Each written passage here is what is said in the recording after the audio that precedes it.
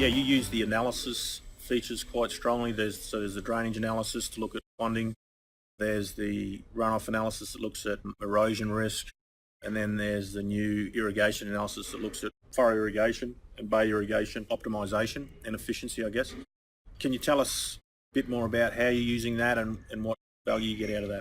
So the ponding analysis, that's always our start point. Once we've done a survey at a farmer, we'll always start by looking at the surface and doing a drainage analysis. That's always the starting point to see do we look at surface or subsurface, so that gets used on every survey we do. Then we do a runoff analysis, and a lot of the work we do is erosion control just by looking at the runoff analysis we get from OptiSurface. Very often the guys farm on decent slopes and we don't even need to move any soil. We do a landform plan and we just look at the runoff analysis on the existing topography and do a erosion control plan for them.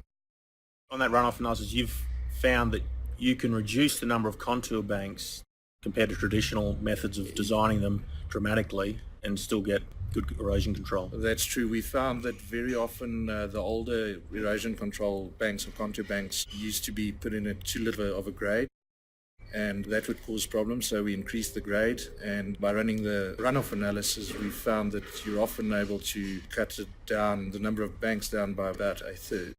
Yeah, well, that's nice. In certain instances we've had fields where guys had 6 or 7 contour embankments in there and we only needed 1. Wow.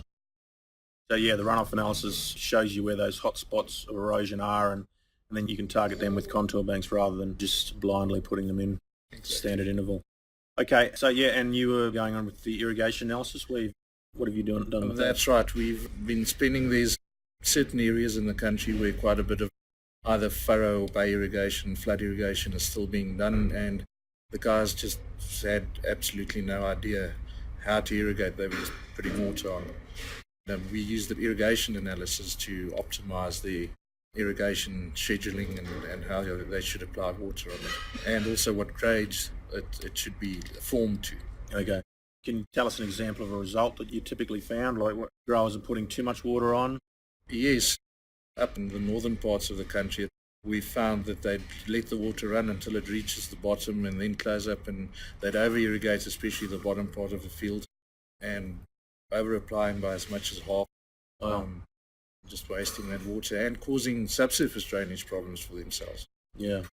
And then there was another case where someone was using really short furrows that were causing problems. Yes, they're irrigating with quite saline water. It's in a desert area, and the fields was leveled years ago with laser leveling, and they were running short little bays that they were irrigating. They had huge salination problems. Nothing would grow anymore, so they asked us to come and look at subsurface drainage so they could leach those sodiums.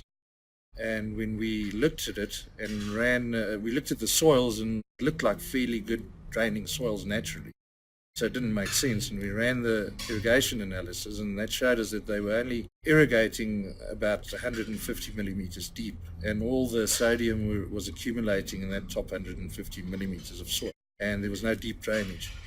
So by joining some of these fields up or changing the direction and using the longer side to irrigate, they were able to get some deep drainage in there by keeping the water on there longer, and within 3 years some of those fields had recovered.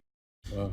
So that originally they were only about 120 metres long, and then between somewhere as short as 80 and right. The longest I think was 150 metres. And then they took them out to about 500 or something? 500 metres, yes. So big improvements in irrigation, infiltration, but just the management of the irrigation.